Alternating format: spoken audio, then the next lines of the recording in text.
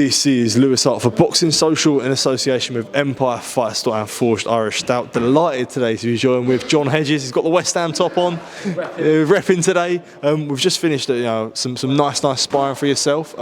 You are back out, people haven't heard from you from ages. So how's things though, mate? How have you been keeping? Yeah, do you know what? It's like things have been going good. Got some good rounds in today. Started me sparring probably about 10 days ago now. Getting plenty of rounds in, and the thing is with me, where I've been inactive through my hand injury, thank God it's getting there now. Do you know what I mean? We're back in.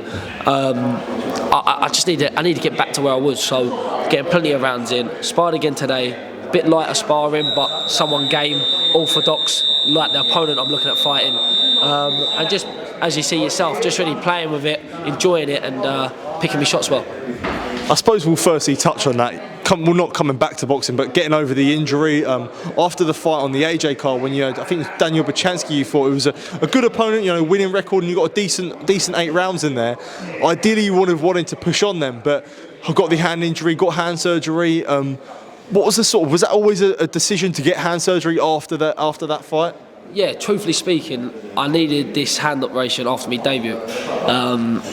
Both my hands were actually, after my debut, in pieces. They used to swell up all the time. And then I kind of one of them things, if you need money to pay for that op. It's a private op, it's a lot of dough. And I weren't, after a debut like I didn't really want to take time out, because I thought, so I'll forget about it. If you get off that train, and the train takes off about you, mate, everyone forgets about you, do you know what I mean? So I kind of got myself into a position where I felt, you know what, I'm on an AJ card, let's reap the opportunity, take the opportunity, get myself a name, people start knowing me, and then that's the best time to go get it done. So I've done the 8 rounds. As you can see in the fight, I never really cracked my backhand as much in any of my fights. It's always been a shot I've pulled a little bit, and now I can finally start letting it go and letting it rip and have confidence in it. Just on the hand injury, how compromised was you with that hand that was clearly damaged? For your pro career, how compromised was that? Do you know what? It's one of them things. It's either get tough or pack it in, and that was the truth of it. I used to get in pieces in camp, and that was the worst thing. The fight was probably the easy bit. It was the camp. I'd spar, my hand would go. I couldn't spar the following week. Then my fight dates 2 weeks later, it would always mess a camp up. And this is God's honest truth. You can look at all my footage of me training. I've never actually done proper pads since my second fight. I've been doing paddles as it's a little bit lighter and things like that. So yeah, to be fair with you, it's just a blessing more in camp than anything else that I'm letting my shots go. I can do pads, I can hit the bag properly. Everything. I've got to stop-start, and that's the main thing. And I know you won't want to make excuses for yourself, but do you feel like now we will be able to see the maximum potential of yourself, where you haven't got to, go home and put your hand in ice or do all those sorts of things, really? Yeah, definitely. Like, look, people have been saying it to me, like, what's my next fight? Is going to be a warm-up. I can tell you now, I can't announce the opponent, but I've took a massive step up. I'm going into a new weight division, and I'm taking on someone with 5 losses and 20 wins. So, long as things stay the same, I'm in it. I'm in it to prove to people that, like, listen, I'm a force. Do you know what I mean? And I'm not into these easy fights, because you get talked down about them, and I'm here to make a name. So, I've boxed at the highest level amateur. Why can't I box at the higher level of pro? I've had 8 fights now as a pro, so it's time for me to start moving on, and that's the truth. I want belts this year, so I've took a good opponent, and hopefully I'll be boxing. Well, it's nailed on to be announced tomorrow, but we're looking at about 4 weeks' time. Well, I suppose we'll just talk about that now. You've finally got a date and something to work for. How does that sort of feel now? The fans, they're going to see you back in the ring after about 10 months out, mate? Yeah, it's been frustrating 10 months, but I've been mentally strong. And do you know what? It's probably done me good. I'm only a young cruiserweight, and that's another bit of news. I'm moving into the Cruiserweight Division, so I'm 21 years of age at the moment. I'm only young, so if I was going to take time out, now is the right time, and I'll pick my timing properly. And now, yeah, I can't wait to fight, mate. Like, literally, I'm getting bitten between my teeth now. I just want to get going and start moving on with my career. Look, the brutal reality of professional boxing, if you're not fighting, you're not getting paid a lot. So it's going to be nice to get a paycheck come through and be able to start camp for this year and do things properly. How has that been, though, since you've turned over from an amateur to pro now? sort of, I'm sure, speak for yourself, you probably would have liked to have been a little bit more active. You probably would have liked to have fought a little bit more. How have you sort of seen that process now? And has it been, especially this past, I know you wanted to get this hand injury done, but it must have been frustrating, sort of, that transition from now. Yeah, do you know what? One thing I will say, I turned over ridiculously young, in my opinion. Like, at 18, you're not a man. You might have thought I was a man. If you look back at the interviews, I definitely was not a man. I looked like a baby on there. And to have 8 fights as a 21-year-old, if you look at the whole aspect to that, you're in a very good spot. If you look at it because you've been pro 3 years and you think not too active, but I've had 8 fights, I'm 21 years of age. I'm actually more in front of where I thought I'd be at this time. I thought maybe 23, 24 I'd be making my debut. So I'm kind of in front of where I said I was going to be, but I think I'm in a very good position because I'm 8 fights and I'm young. I'm doing 8 rounders now. I'll be hitting 23 by the time I'm pushing on for 12-round fights, please God, God willing. And that's where I want to be. Do you know what I mean? I want to be a young youth taking on these old, because Cruiserweight Division, there's a lot of old heads in there. And I think that's what I bring to the division. I bring fresh. My style is not a Cruiserweight style. And I'm a mover. I'm a bit more flamboyant than most Cruiserweights. But I think that's what it's missing. A young prospect coming through to shine. And I genuinely believe that's me. Before we get into the move of the Cruiserweights, you talked about the step-ups now, and getting these step-ups when you are young, you're only 21 at the end of the day.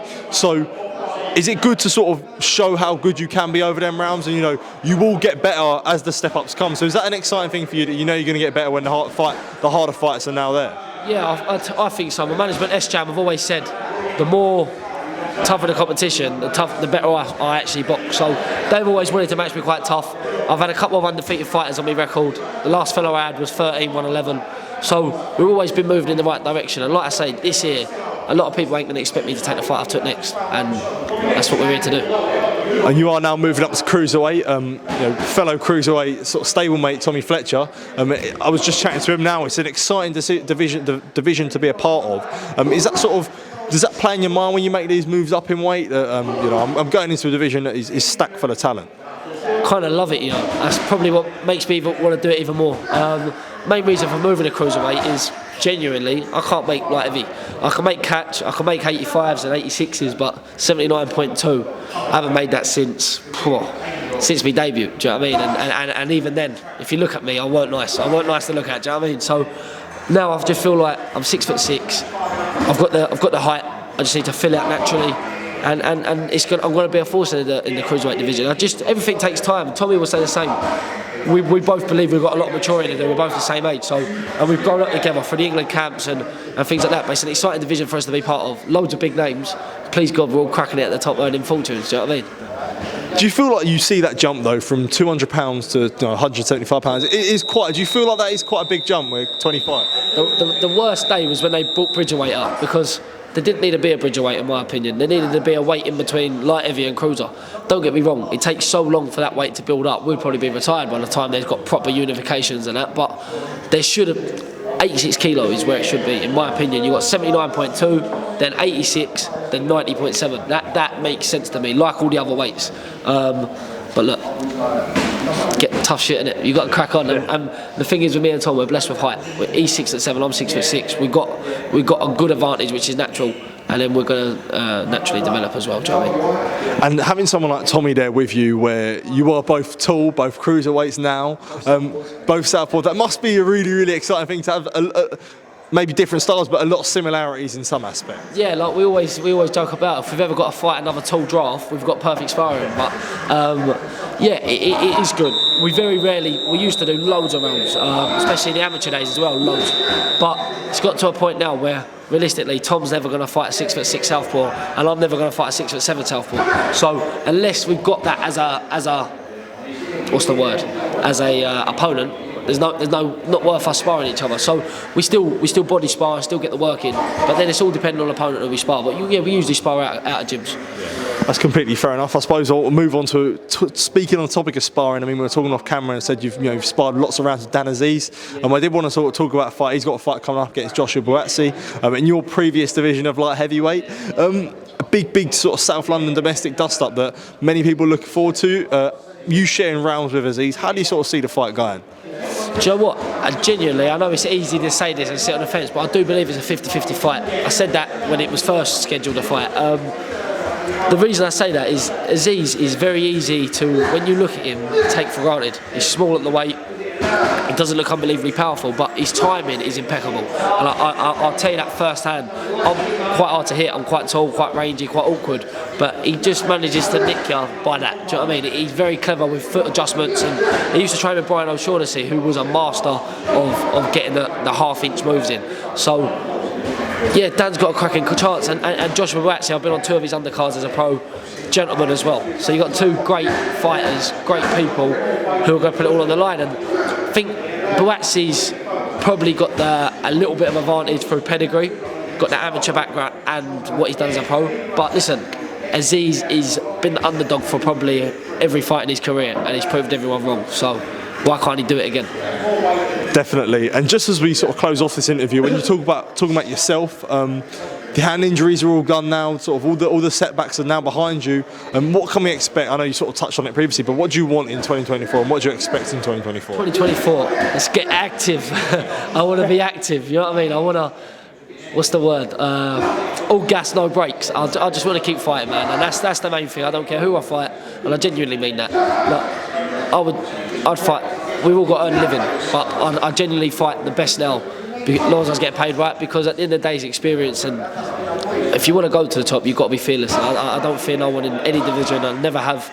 I just want to go in there and entertain, and that's it. Like I say, I'm not this big fighting man. I'm going to beat the world, but I genuinely mean I'll fight anyone. So let's hopefully this year, nice and active, take some good opponents on, some good wins, and push up them rankings and put myself in a good position at the end of the year. Absolutely, John. It's good to catch up with you again. Good to see you back in the ring, mate, and active again. And I think we all look forward to a big 2024 for yourself. So appreciate the time, John, and all the best for February time, hopefully. Top man, thank you, mate. Cheers, mate. Thank you. We need to think of a new advert for freebets.com.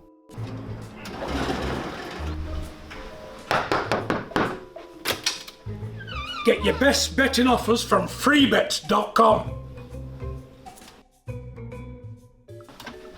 Yeah, that'll do.